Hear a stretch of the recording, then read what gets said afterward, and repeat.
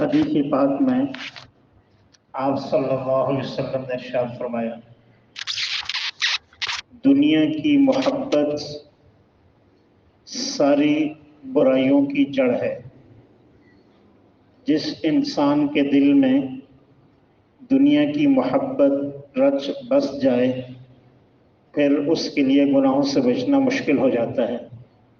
حرام انسان دنیا کی محبت میں کھاتا ہے، جھوٹ دنیا کی محبت میں بولتا ہے، دنیا کی چیزوں کے لیے انسان سب کچھ کر رہا ہوتا ہے، تو سارے گناہ جو ہو رہے ہیں بنیادی چیز وہ دنیا کی محبت پیچھے کام کر رہی ہوتی۔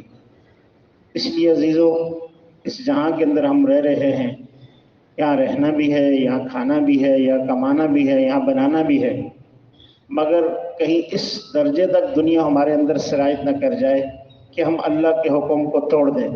دیکھیے، دنیا کے سارے کام ہمارے دن بھر روٹین کے ہوتے ہیں۔ نماز روٹین کی نہیں ہے، اٹھنا روٹین کا نہیں ہے، سونا روٹین کا نہیں ہے، تلاوت روٹین کی نہیں ہے۔ اس کا کیا مطلب؟ دنیا جہاں کے سارے کام بر وقت ٹائم پر ہوتے ہیں، حتیٰ کہ چھوٹے چھوٹے بچے بھی بر وقت اسکول جاتے ہیں، پر وقت آتے ہیں۔ 5 منٹ اگر وین آتے ہوئے تاخیر ہو جائے، ڈانٹ پڑتی ہے وین والے کو کہ بھئی آج ہمارے بچوں کو اسکول میں جاتے ہوئے تاخیر ہو جائے گی۔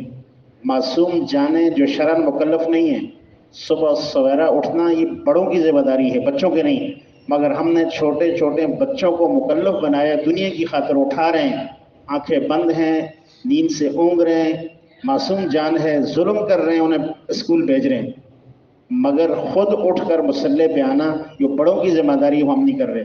تو یہ دنیا کی محبت نہیں ہے تو کیا ہے؟ سارے کام روٹین کے ہیں، دین کا کام روٹین کے مطابق نہیں ہو رہا، تو پیچھے دنیا کی محبت کام کر رہی ہے۔ ہمیں اپنے آپ کو سمجھانا چاہیے، یار میں دنیا کا سارا کام، چائے روٹین پہ، کھانا روٹین پہ، سونا روٹین پہ، ساری چیزیں روٹین پہ ہیں، تو کم از کم ہماری زندگی کے اندر جس رب نے ہمیں پیدا کیا ہے اس کے لیے بھی روٹین ہو، ٹائم ہو، عبادت کا وقت ہو، اس ذات کو یاد رکھنا۔